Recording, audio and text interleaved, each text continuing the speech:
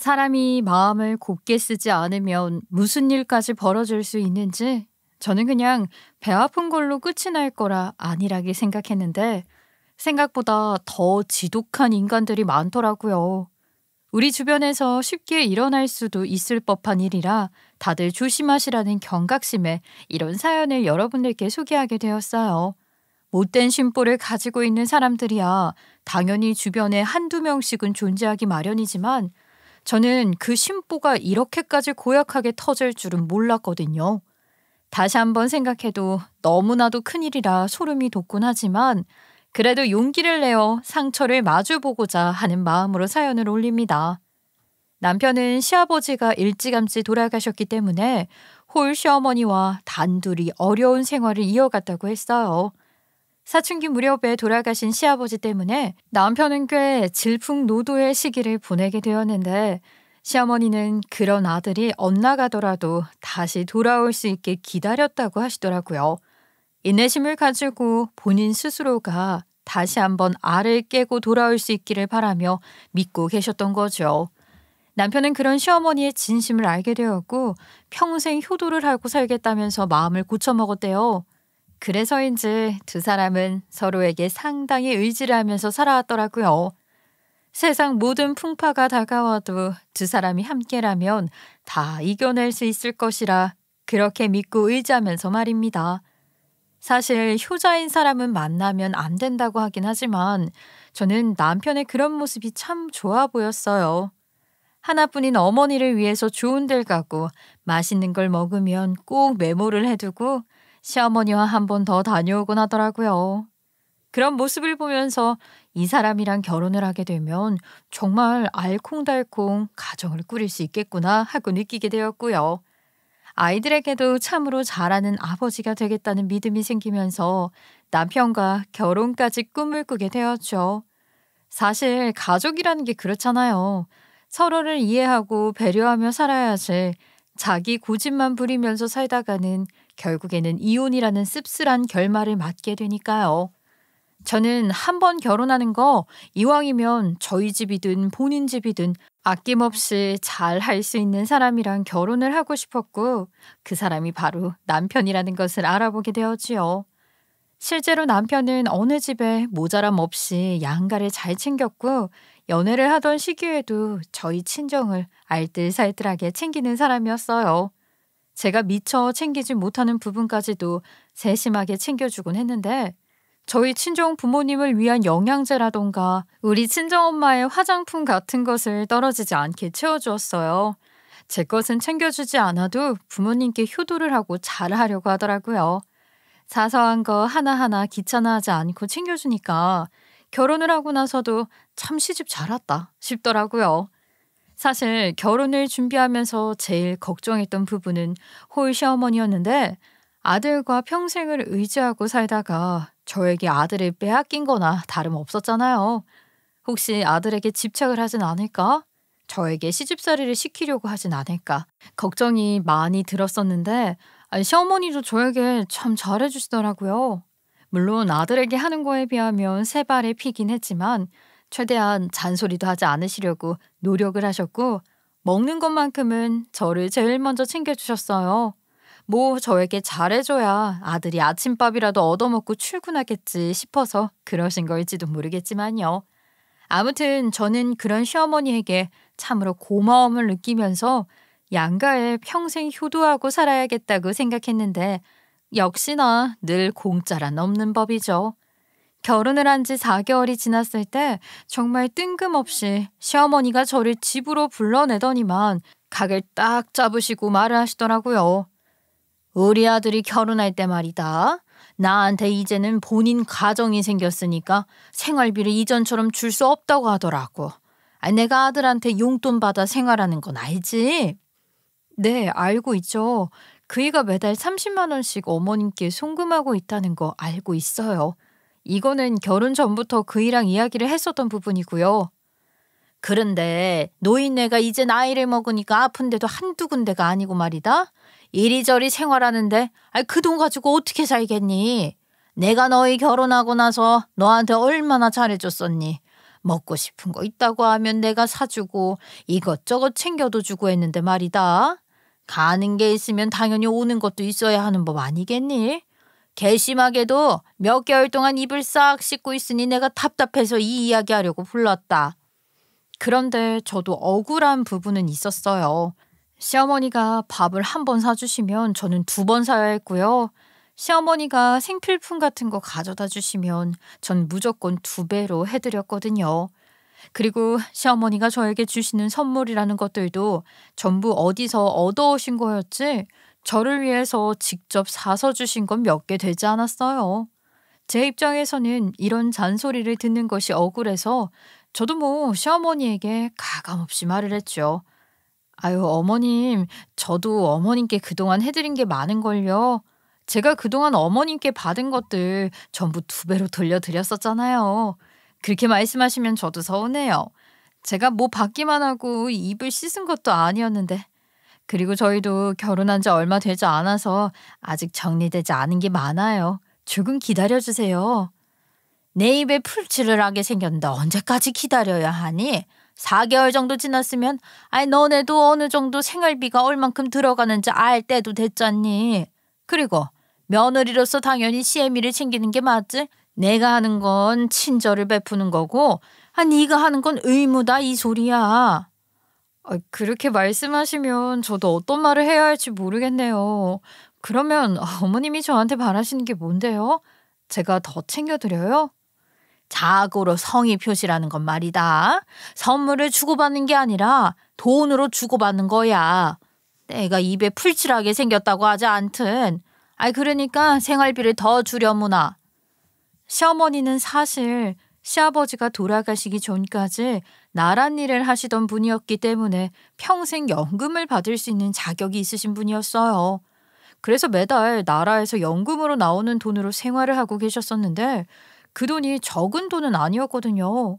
그런데도 생활비가 부족하다고 하시는 거였죠. 사실 노인 혼자 살면서 명품에 미쳐서 사치를 하는 거 아니고서야 무슨 돈을 얼마나 쓰겠습니까? 게다가 우리 시어머니는 요즘 말로 집순이었어요.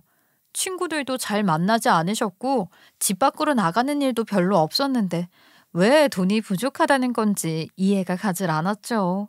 게다가 남편이 저랑 같이 살게 되면서 시어머니가 큰 집에서 혼자 있기 싫다고 집도 작은 집으로 이사를 가서 차익이 남아 있었다는 거죠.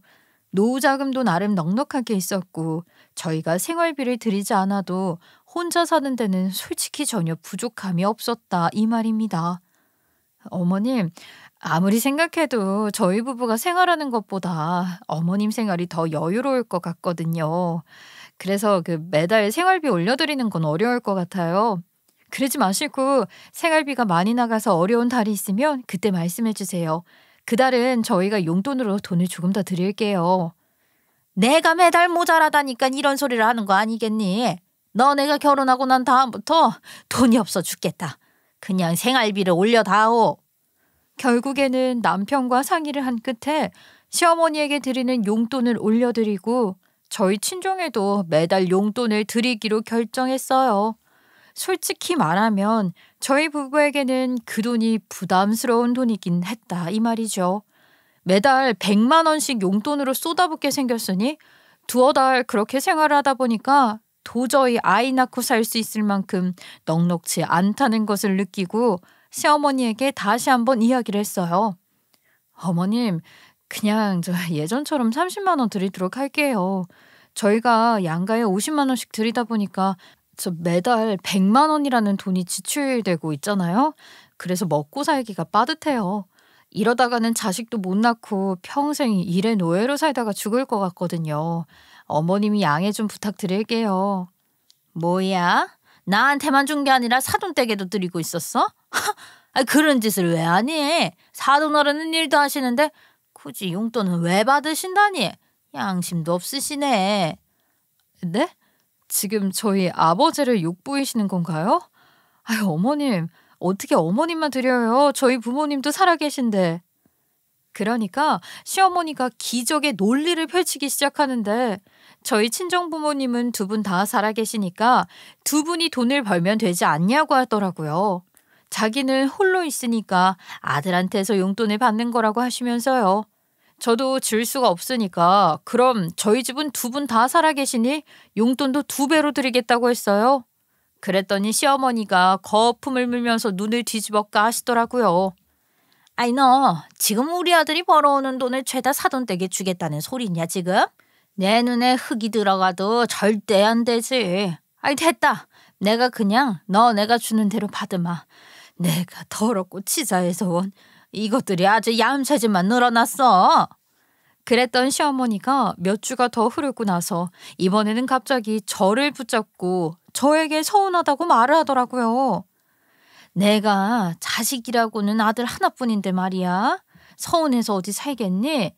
어떻게 너희는 내가 혼자 살고 있는데 같이 살자는 말 한마디 안 할 수가 있니? 같이 살면 말이다. 공과금도 하나로 줄어드니까 생활비도 아낄 수 있고 얼마나 좋으니. 나중에 아이를 가졌을 때를 생각해 봐라. 내가 아이를 돌봐줄 수도 있고. 그럼 너희 부부 맞벌이도 마음 놓고 할 거 아니냐? 왜 따로 살아야 하는지 도통 이해가 안 간다. 저희 부부는 당연히 신혼이니까 신혼을 즐기고 싶어서 그렇죠. 어머님이랑 같이 살면 눈치 봐야 할 것 같아서 싫어요. 아직 아이도 없고요. 아이가 생겨도 합가를 할지는 솔직히 장담 못하겠지만 지금은 저희 둘이서 맞춰가면서 살아볼게요. 아이고, 아주 누가 보면 내가 너 못 잡아먹어서 한 달이라도 난 사람인 줄 알겠다. 무슨 말을 그렇게 하니? 눈치를 보긴 뭘 본다고. 지금 이렇게 불러내서 말하시는 것도 눈치 주시는 거잖아요. 아이고 참나. 우리 아들은 내가 해준 밥을 제일 잘 먹는데 어쩐지 요즘 살도 빠진 것 같고 하나뿐인 내 아들 걱정돼서 죽겠다. 밤에 잠도 안 온다니까. 그이는 제가 해준 밥이든 밖에 나가서 먹는 밥이든 가리지 않고 엄청 잘 먹어요. 어제는 제가 해준 밥이 최고라고 하던데요. 아니, 그럴 리가 있나. 평생 살면서 내가 해준 밥보다 맛있는 밥 못 먹어봤다고 했다. 내 밥이 최고라고 했다고. 그이는 저희 친정집에 가서도 그렇게 말해요. 그게 우리 남편 입버릇이었나 봐요. 아니, 서운해했는데 그럴 필요가 없네. 우리 아들이 그런 소리를 했다고? 너 일부러 내 기분 나쁘게 하려고 그런 소리 하는 거 아니냐? 우리 아들이 그럴 애가 아닌데 말이야. 제가 왜 일부러 어머님 기분을 나쁘게 하려고 그런 소리를 하겠어요. 어머님이야말로 저를 너무 못된 사람으로 생각하시는 거 아니고요. 제가 일부러 하나하나 맞받아치니까 시어머니도 입만 삐죽이고 아무 말도 안 하시더라고요. 그렇게 가을이라는 계절이 찾아왔고 친정 부모님과 함께 단풍 구경도 할 겸 하루 쉬다 올 겸 1박짜리 여행 일정을 잡았어요. 솔직히 말하면 남편이 아직은 어색해하는 것 같고 불편해할까 봐 일부러 저랑 친정 부모님만 다녀오려고 일정을 잡았거든요. 그런데 남편이 자기는 가족 아니냐고 왜 쏙 빼고 가냐고 불만을 쓱 드러내더라고요. 남편이 먼저 자기도 따라가고 싶다고 말을 할 줄 몰라서 의외였죠. 저는 남편을 배려하기 위해서 그랬던 건데 남편은 오히려 그게 섭섭했다고 하더라고요. 아이, 사위가 같이 가고 싶다고 했다고? 그럼 우리야 좋지. 사위랑 안 그래도 어색한 기운이 흘러서 자리 한번 마련하고 싶었었는데 잘 됐다. 이번 기회에 같이 1박으로 여행을 가면서 술도 마시고 못했던 이야기도 나누고 하면 딱이겠네. 숙소도 원래 4인용 숙소니까 괜찮겠고 말이야. 오히려 부모님께서는 엄청나게 좋아하시더라고요. 이럴 줄 알았으면 가운데서 이런 자리를 많이 마련해 볼 걸 하고 후회를 했었어요.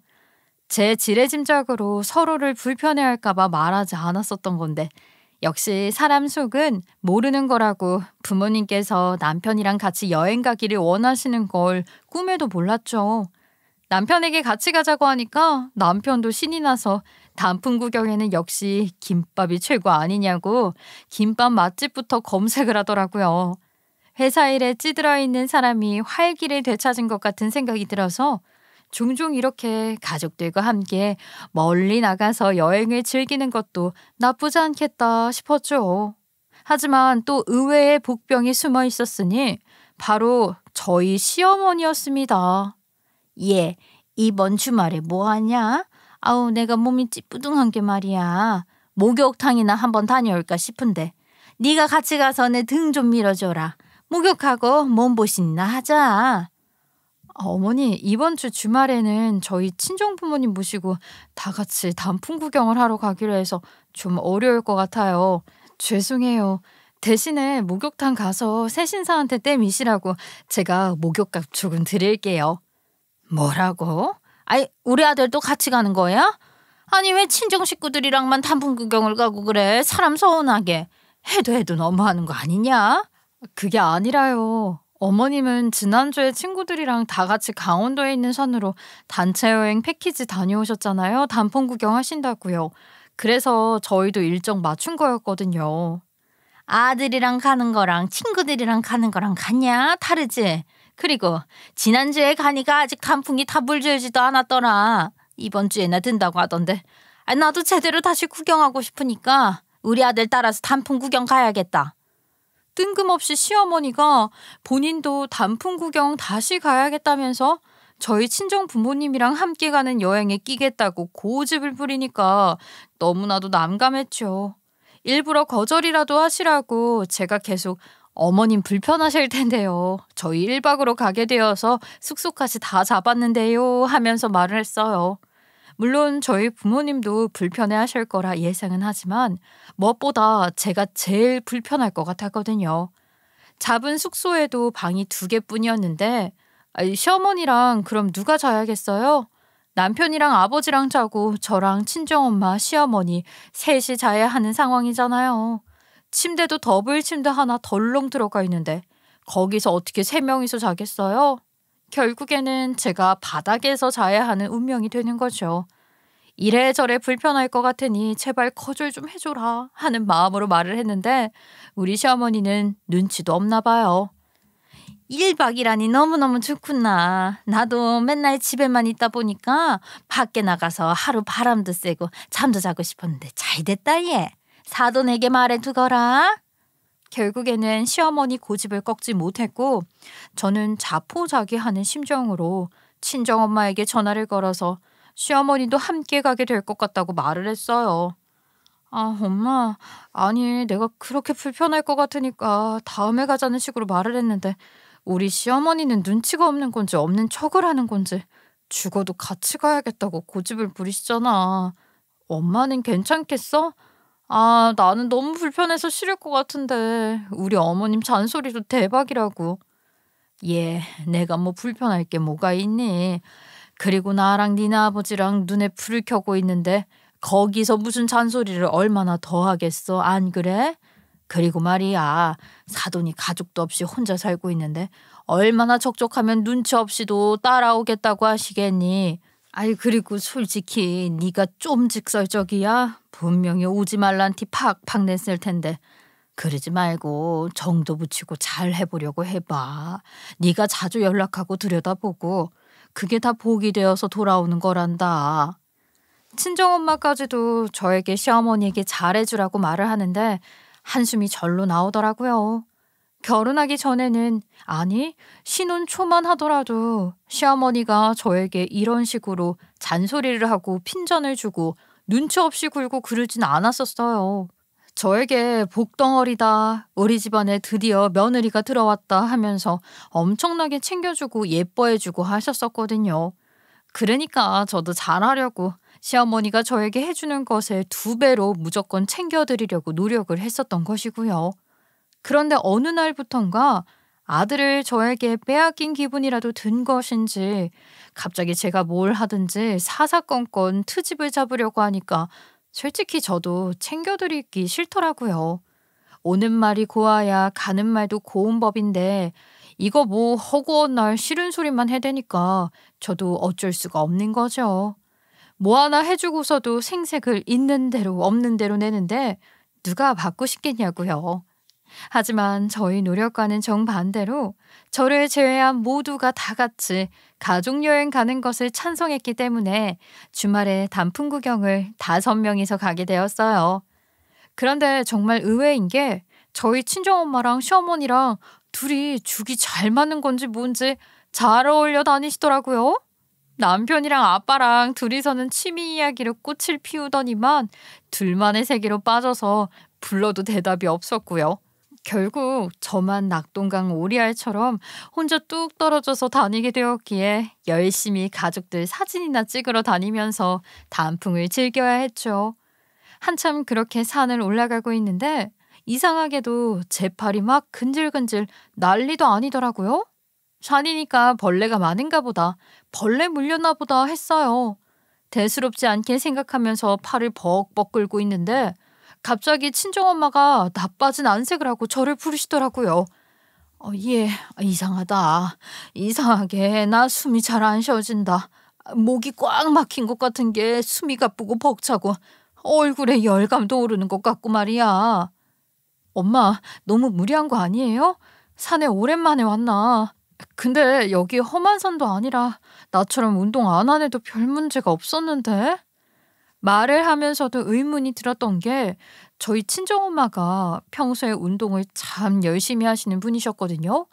아파트에 들어와 있는 주민 헬스장에서도 열심히 운동을 하셨고 아침에는 친구들이랑 같이 수영 수업도 듣고 계신 분이셨어요. 산이 무슨 한라산도 아니었고 단풍 구경하기 좋은 코스로 전부 데크로 나 있는 산이었기 때문에 더 나이 드신 분들도 잘 다니시는 곳이었고요. 평범한 산에 단풍 구경을 하러 온 건데 호흡에 무리가 온다는 것 자체가 이상하잖아요. 그리고 우리 엄마 빼고 다 괜찮았고요. 심지어 집순이인 시어머니도 숨 한 번 고르지 않고 쑥쑥 잘 걷고 계셨단 말이죠. 그런데 친정엄마의 얼굴이 점점 붓는 것 같더라고요. 볼도 벌겋게 달아오른 것이 벌레에 물렸나 아니면 어디 병이라도 났나 싶더라고요. 이대로 계속 올라가는 건 아닌 것 같다는 생각이 강하게 들어서 가족들을 불렀어요. 엄마, 얼굴이 붓고 있는 게 내 눈에만 보이는 거 아니죠? 아무래도 엄마가 이상한 벌레에 물린 것 같은데 이대로 계속 올라가는 건 무리가 있는 것 같아요. 단풍 구경은 이쯤에서 마치고 내려가서 병원부터 가보는 게 좋을 것 같아서요. 아유, 사돈 얼굴 아침이랑 똑같은 것 같은데 더 위로 올라가야 절경이 나온다고 하는데 얘 아쉽지 않니? 이왕 온 건데 끝까지 한번 가보자. 사돈 조금만 힘내보시지요. 시어머니가 친정엄마한테 올라가자는 식으로 말을 하니까 그 자리에서 싫다고 말도 못하고 친정엄마가 힘든 기색을 애써 감추면서 그러실까요? 하시더라고요. 다시 한번 으쌰으쌰해서 올라가기 시작을 했는데 점점 더 친정엄마가 힘들어 하시는 거예요. 저는 보다 못해서 한 발 한 발 발을 딛는 친정엄마를 돌려 세워만 했어요. 엄마, 안 돼, 안 돼. 이제는 눈까지 퉁퉁 부어올랐어. 아무래도 이상한 벌레한테 물린 게 맞는 것 같아. 당장 병원으로 가야겠어. 이렇게 무리하면 더 병난단 말이야. 더 올라가고 싶으시면 세 분이서 올라가세요. 저는 엄마 모시고 먼저 내려가서 병원에 가 있을게요. 뭐라고? 지금 내려가겠다고? 아이, 그러면 내 사진은 누가 찍어주냐? 더 올라가서 단풍 내려다보면 사진을 찍어야 하는데. 순간 너무 황당해서 지금 사진이 문제냐고 입을 열려는데 갑자기 친정엄마가 헉헉 숨을 몰아쉬더니 눈물까지 그렁그렁 맺혀서는 숨쉬기가 힘들다고 하시는 겁니다. 병원으로 가야겠다. 숨이 안 쉬어져. 가슴이 쥐어짜지고 목구멍이 쪼그라드는 것 같아.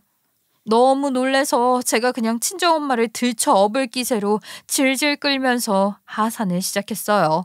아버지께서도 당연히 놀라서 따라오셨고 남편도 덩달아 따라 내려오니까 시어머니가 혼자서 어떻게 정상까지 올라갈 수 있겠어요? 차도 한 대로 다 같이 왔기 때문에 낙동강 오리알이 될 수 없었던 시어머니까지도 결국엔 발길을 돌려 하산을 해야 했지요. 친정엄마는 제대로 걷지도 못할 만큼 힘들어하시고 있었는데 시어머니가요 옆에서 철도 없게 꿍시렁꿍시렁 거리시더라고요. 아이고, 단풍 구경을 왔는데 단풍도 제대로 못 보고 정상이 코앞인데 이완만한 산 하나 못 올라가서야. 아줌마다 수영은 왜 하시는 건지 모르겠네요. 친정엄마는 아파서 대꾸도 못하고 계시는데 정말요 제가 마음 같아서는 시어머니 주둥이를 한 대 확 때리고 싶었어요. 거의 다 내려와서 주차장에 도착을 했는데 엄마가 헉헉거리시더니 갑자기 목을 움켜쥐고 쓰러지시려고 하시는 게 아니겠어요? 너무 놀라서 남편이 친정엄마를 들쳐업었더니 시어머니가 난리가 난 겁니다. 우리 아들 허리 나간다 부축하면 되지 왜 들쳐업냐고요. 남편이 시어머니한테 지금 장모님 상태가 이런데 자기 허리 나갈 걱정이 드냐면서 버럭하자 그제서야 입을 꾹 다물대요. 도대체 누가 없든 말든 차가 코앞에 있는데 그거 걷는다고 허리가 나가면 사람입니까? 어이가 없어서 결국에는 친정엄마를 차에 태우고 다 같이 응급실에 가게 되었어요. 응급실 입구에서부터 엄마가 컥컥거리면서 식은땀을 줄줄 흘리니까 의료진들이 막 달려오더라고요. 저희가 산에 단풍 구경을 갔는데 엄마가 갑자기 목이 죄는 것 같다고 하시면서 얼굴도 붓고 호흡곤란이 왔어요. 어디 벌레라도 물린 건가 싶어요. 증상을 보아하니 알러지 반응인 것 같은데 혹시 환자분 옷 알러지가 있으신가요? 저는 태어나서 옷 알러지라는 말을 처음 들어서 어리둥절했어요. 처음에는 입고 있는 옷, 그러니까 의류 알러지라는 줄 알고 그런 병이 있냐고 되물어봤다니까요. 의사 선생님께서는 한참을 설명해 주시다가 제 목 부분을 뚫어져라 보시더니만 팔을 한번 걷어보라고 하시더라고요. 안 그래도 저도 팔이 가려웠던 참이라 소매를 걷어 올렸는데 글쎄 저도요 두드러기가 엄청나게 올라와 있는 게 아니겠습니까? 징그럽게 올라온 걸 보고 깜짝 놀랐는데 의사 선생님이 저도 옷 알러지가 있는 것 같다고 하시면서 당장 피 검사를 해보는 게 좋겠다고 하시더라고요.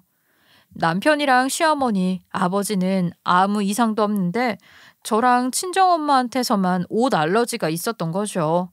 결국 생각도 못했던 알러지 검사를 하느라 피를 뽑았고 증상이 심한 친정엄마는 주사를 맞아야 했고 저는 그나마 덜해서 먹는 약으로 주시더라고요. 너무 신기한 게 약을 먹고 나니까 알러지 증상이 싹 가라앉는 거 있죠? 친정엄마도 주사를 맞은 이후에 시간이 조금 흐르자 붓기가 싹 사라지고 호흡도 멀쩡해지셨어요. 정말로 온나무에서 알러지 반응을 일으킨 것이었죠. 강원도에는 옷이 많아서 단풍 구경을 갔다가 그렇게 될 수 있다고 하시더라고요. 앞으로 조심해야겠다고 이번 기회에 알러지가 있다는 것을 알게 되어 다행이라고 생각했죠. 뭣도 모르고 옷 들어간 음식을 먹었다가는 심하면 사망에 이를 수도 있다고 하는데 정말 무서웠어요. 그래도 증상이 심하긴 했지만 더 심해지지 않아서 얼마나 다행이야. 어디 돌아다니지 말고 숙소에 들어가서 장모님이랑 같이 푹 쉬는 게 좋겠다. 저녁에 횟감은 내가 수산시장 가서 포장해 올 테니까 장모님이랑 같이 좀 자도. 알았지? 그렇게 다 같이 1박 1정으로 떠난 여행은 병원에서 대부분 시간을 보내고 숙소에서 하루 종일 잠만 자고 나가지도 않고 있다가 집으로 돌아오게 되었어요. 너무나도 아쉽긴 했지만 당연히 건강이 먼저지 관광이 먼저겠어요. 하지만 딱 한 사람 불만이 터진 사람이 있었죠. 단풍이 절경이었을 텐데 아셔도 너무 아쉽네 정말. 단풍은 또 낙엽이 금방 떨어져서 아주 잠깐밖에 못 보는 건데 다시 가자. 거기 정말 너무 좋더라. 알러장 미리 먹고 가면 괜찮다고 하던데 아니 도토리 묵에 부침개를 먹고 왔어야 했는데 내가 그걸 기대했거든. 엄마 제발 그만 좀 해. 큰일이 날 뻔했었던 여행인데 자꾸 생각 없이 그런 소리 할 거야? 내가 민망해서 처가댁 얼굴을 못 보겠어. 제가 말을 하면서 씨알도 안 먹히는 시어머니는 남편이 말을 하면 그나마 좀 듣는 경향이 있었죠. 그렇게 단풍 구경 사건이 넘어가나 했는데 그 이후에 또 한 번 시어머니와 지긋지긋하게 엮이는 사건이 있었어요. 정말 이 사건 때문에 제가 사연을 올리게 된 것이나 다름없답니다. 단풍 사건 이후에 겨울이 지나가고 봄이 찾아왔는데 시어머니가 갑자기 저를 또 부르더라고요. 내가 말이다. 사실 아주 예전에 정말 싸게 주고 산 좋은 땅이 하나 있다. 이 말이야. 그 땅이 얼마나 좋은 땅인지 당시에 사겠다는 사람이 줄을 섰었어. 너도 알지? 우리 애 아버지가 나란이라는 사람이었던 거. 그 지인 중에 땅에 대해 잘 아는 사람이 있었는데 나한테 무조건 연줄 챙겨서 그 땅을 사라는 거야. 개발이 될 자리라서 어마어마하게 돈을 만들 수 있다고 말이지.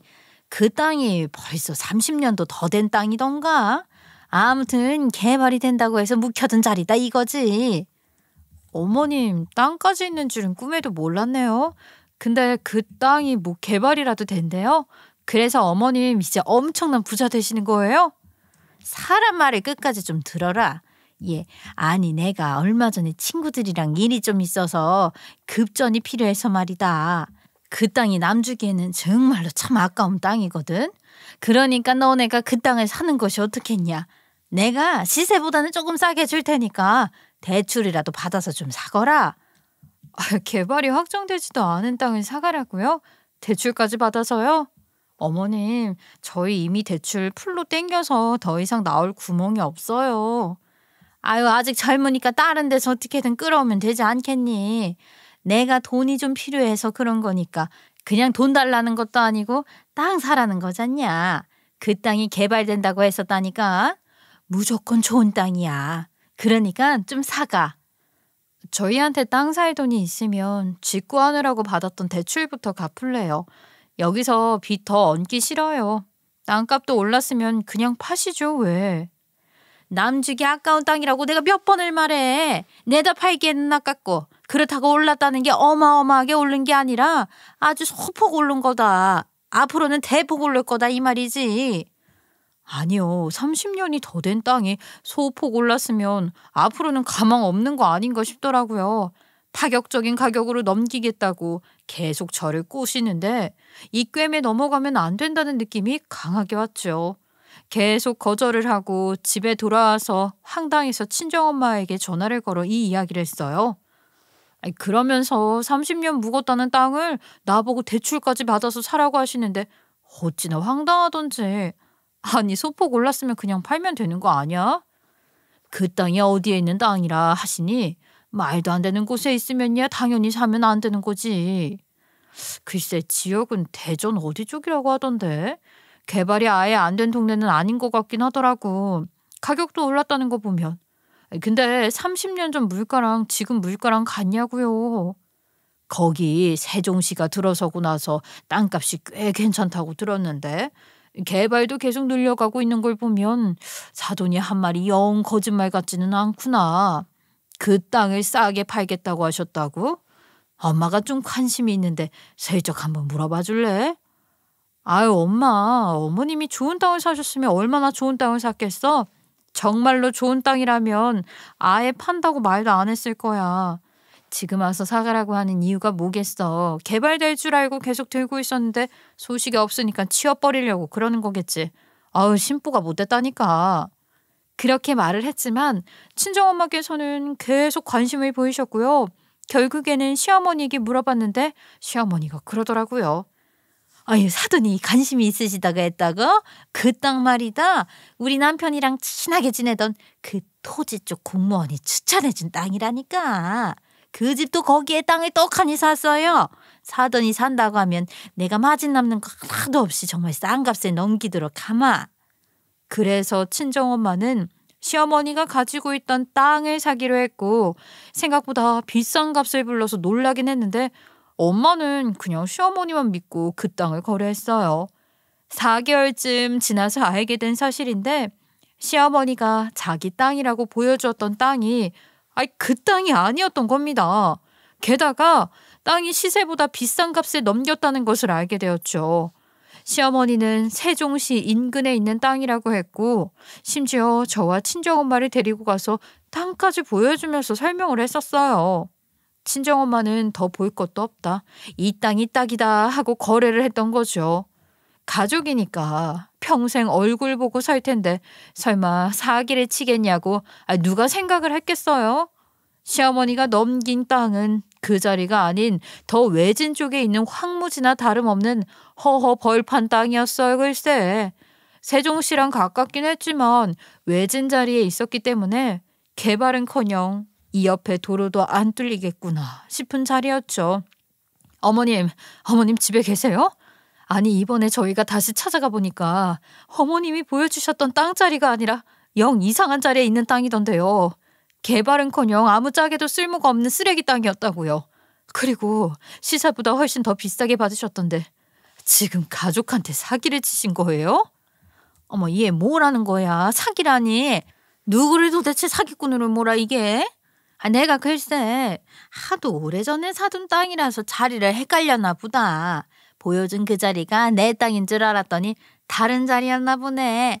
거기가 다 비슷비슷하게 생기지 않았겠니?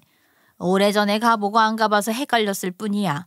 그 동네가 전부 개발이 되는 바람에 기억이 하나도 안 나는데 내가 까먹을 수도 있지. 얘는 나도 늙었잖니.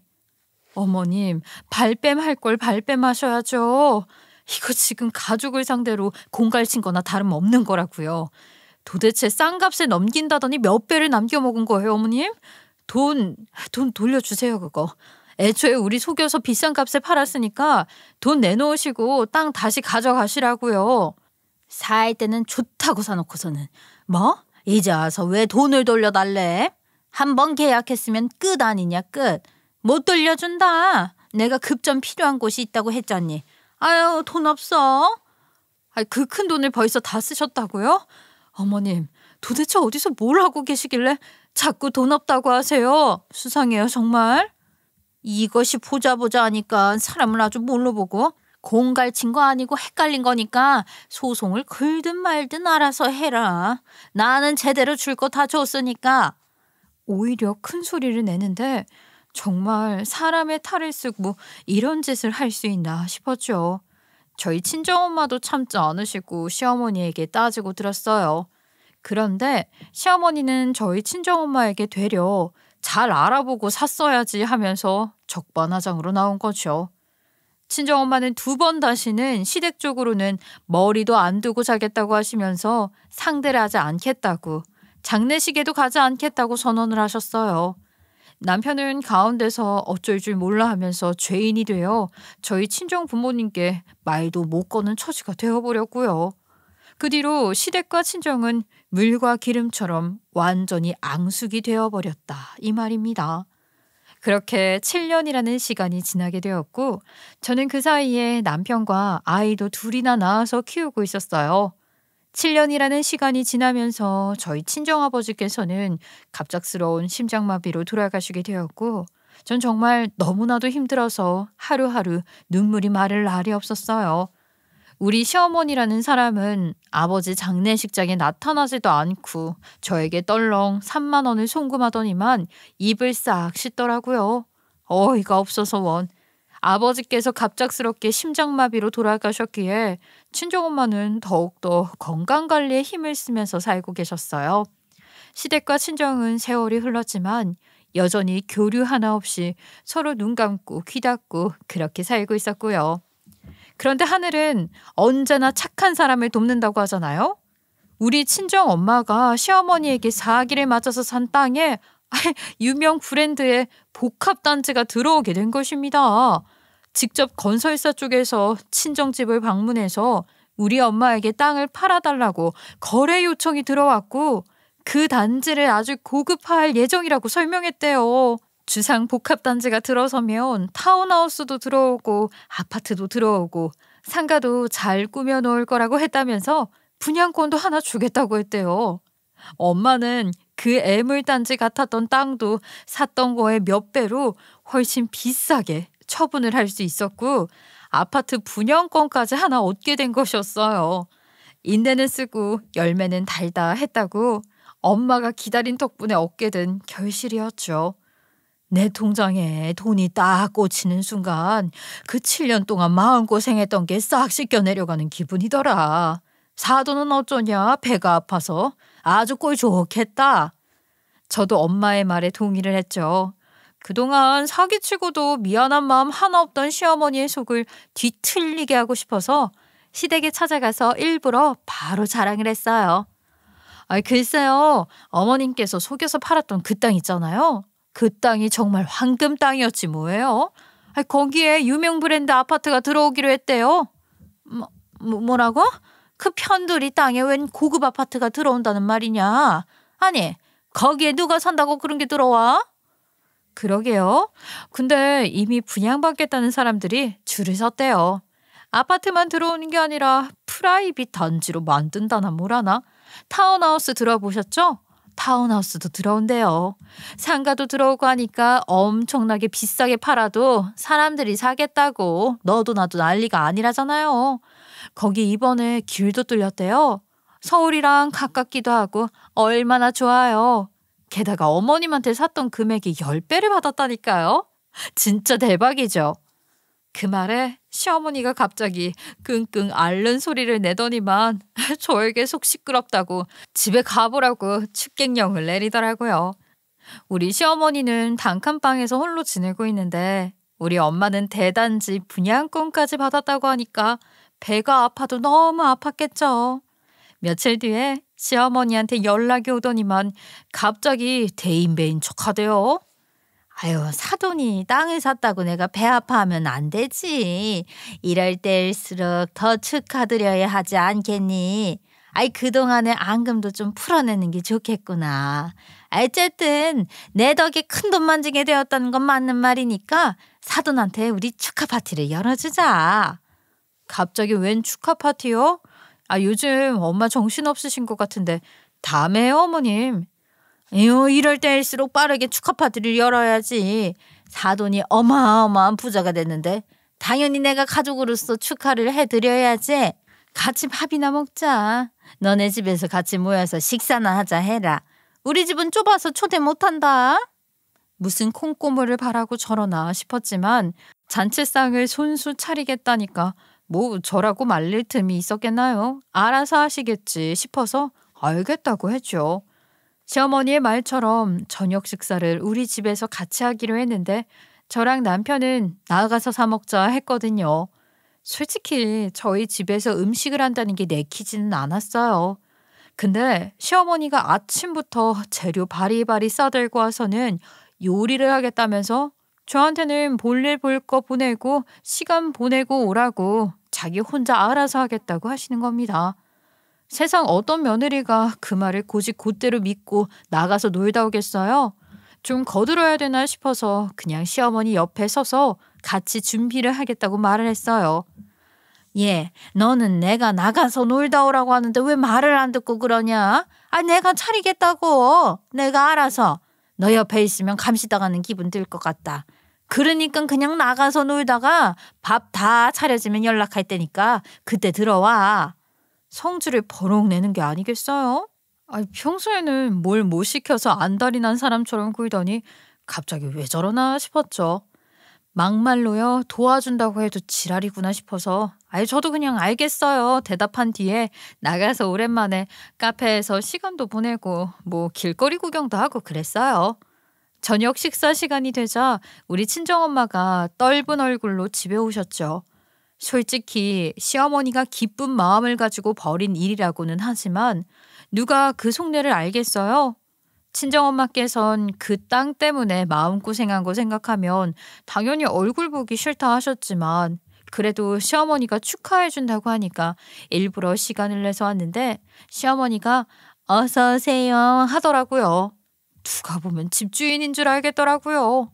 친정엄마는 똥 씹은 얼굴로 그냥 고갯짓만 하셨는데 시어머니는 눈치 없는 사람처럼 웃으면서 말을 하대요. 아유, 사돈, 제가 그 땅 좋은 땅이라고 했죠. 저한테 샀던 것보다 10배로 비싸게 팔았다면서요.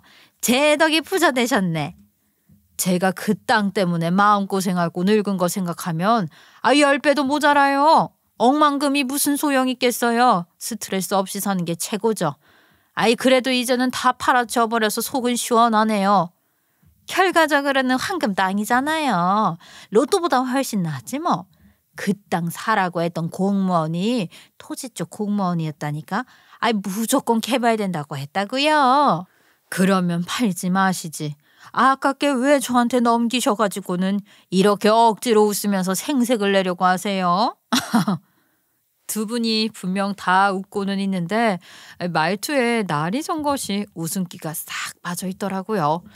시어머니가 먼저 한 발 물러서서 좋은 날인데 싸우지 말자고 하더니만 자기가 직접 차린 상이라고 밥 먹자고 하더라고요. 명절에도 이렇게 화려한 상차림은 안 차렸던 것 같은데 시어머니가 진짜 이를 갈고 준비한 티가 나더라고요.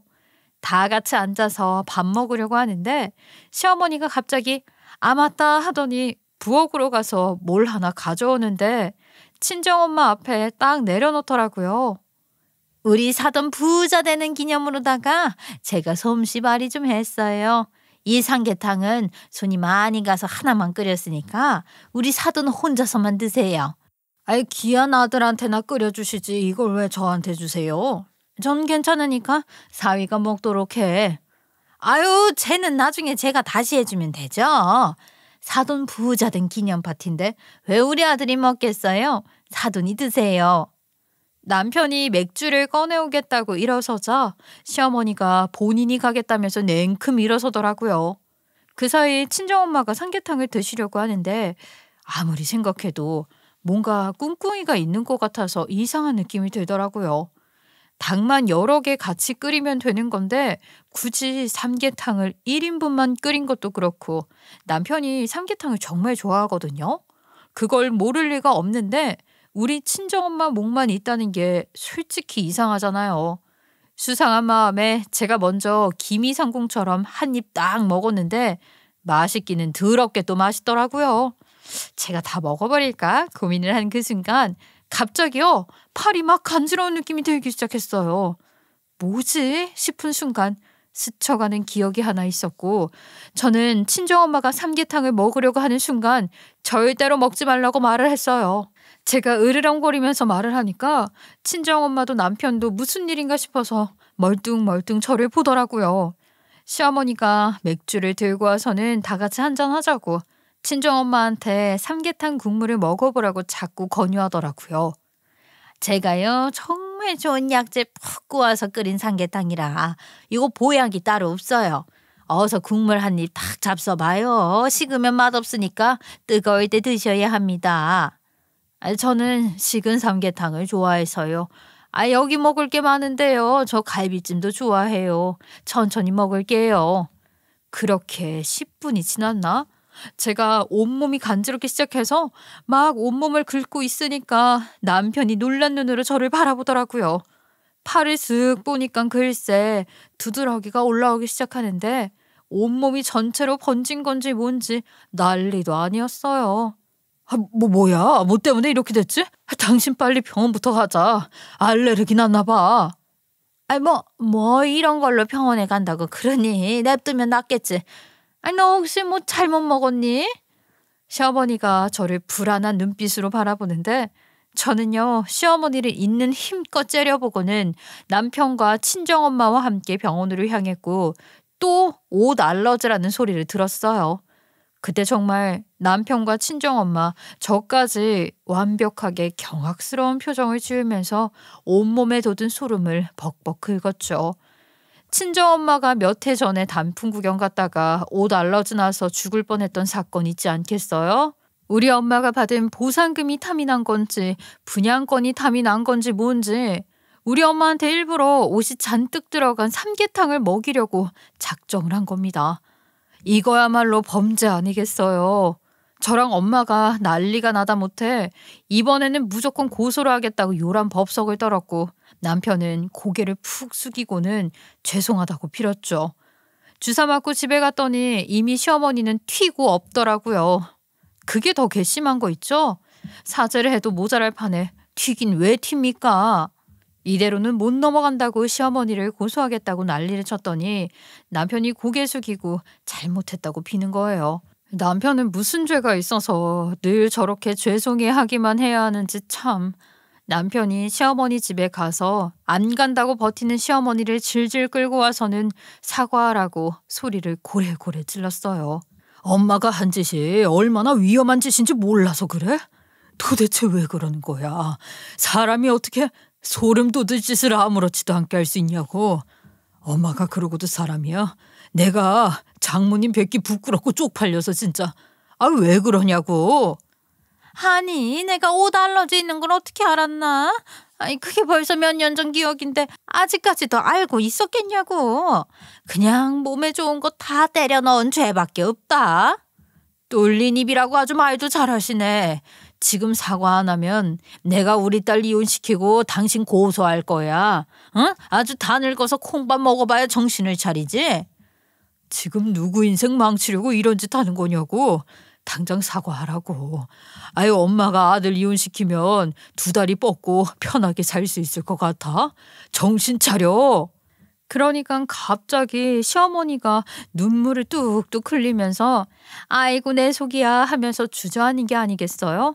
아유, 울고 싶은 사람이 누군데 자기가 먼저 선수를 치는지 황당했죠. 내 땅이 사돈한테 넘어가서 황금 땅 된 것도 억울한데 내 편도 없고 다들 나한테 뭐라고 하기만 하고 내가 이딴 인생 살아봐야 뭐 하겠냐. 죽어야지 칵. 아무리 억울해도 그렇지 알러지 있는 사람에게 어떻게 그런 짓을 하세요, 어머니.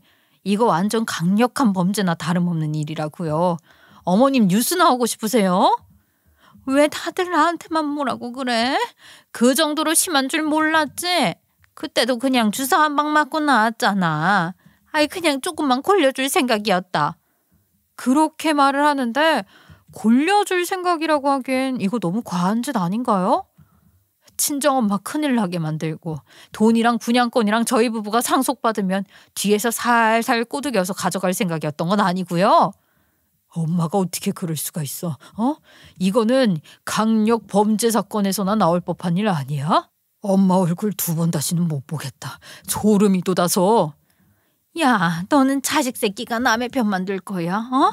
내가 뭐 나젓하고 이런 생각을 했겠어. 이 바보야. 너도 재산 한몫 챙기는 거야. 마지막 있는 전까지도 다 떨어졌어요, 엄마. 우리 부모 자식 간에 연 끊어버리고 앞으로는 서로 모르는 척 그렇게 삽시다. 엄마가 어디서 늙어 죽든 신경 안 쓸 겁니다. 나는 우리 처자식들 장모님만 내 가족이라고 생각하고 살 테니까 앞으로 엄마 인생 알아서 사세요. 장모님 정말 죄송합니다. 부끄럽습니다.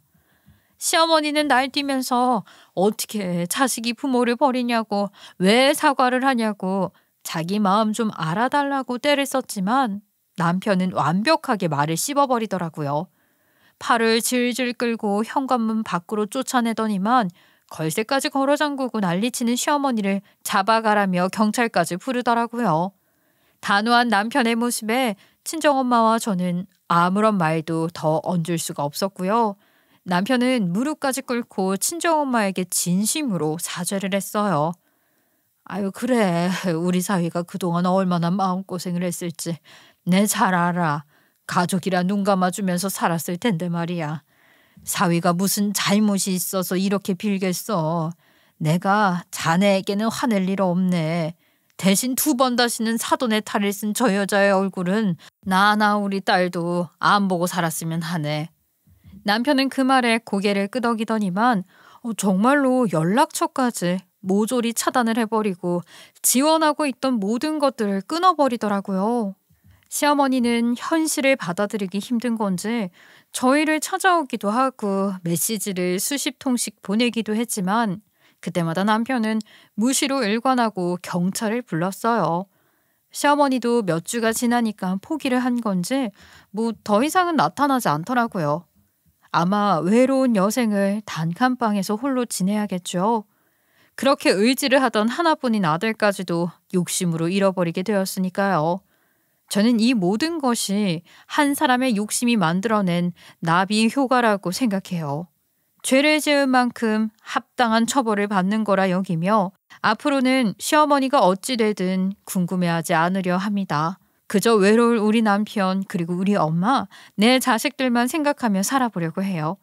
지금까지 제 이야기 들어주셔서 감사합니다.